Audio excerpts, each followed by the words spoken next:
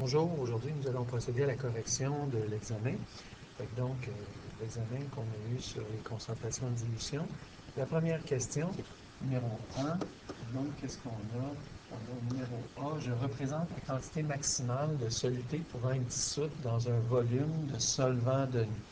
Donc, il faut se rappeler qu'à partir du moment où j'ai un soluté que je vais déposer dans un solvant, donc je suppose que j'ai un solvant, j'y ajoute à ça une quantité de soluté.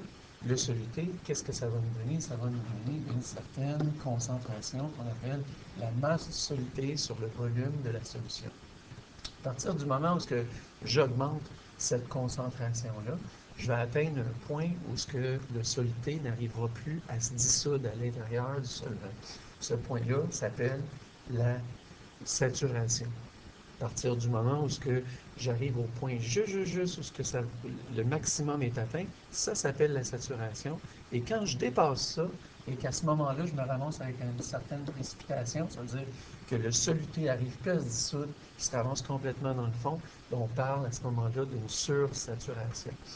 Donc, je représente la quantité maximale de soluté pouvant être dissoute dans un volume de solvant donné. On parle ici de solubilité. Dans la deuxième partie, partie B, je suis le nom donné à une substance capable d'en dissoudre un autre. Donc, si je regarde, je prends encore mon histoire de faire de lait au chocolat. Le chocolat, je le dissous dans le lait. Le lait se trouve être une quantité c'est un volume, tandis que le chocolat, c'est une certaine masse. Donc, il faut se rappeler que le lait se trouve être le solvant. Donc, au numéro B, on parle du solvant. Numéro C maintenant, je représente une quantité de soluté dissoute par rapport à une quantité totale de solution.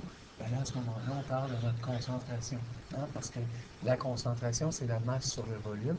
Fait qu'on parle de la masse du soluté dissoute dans le volume de la solution totale. Et pour le troisième, on parle de concentration. Finalement, au numéro D, je suis le nom donné à la substance dissoute dans un autre. Celle qui est dissoute dans un autre, ça se trouve être notre poudre de chocolat, notre sirop de chocolat. Donc, on parle de notre soluté.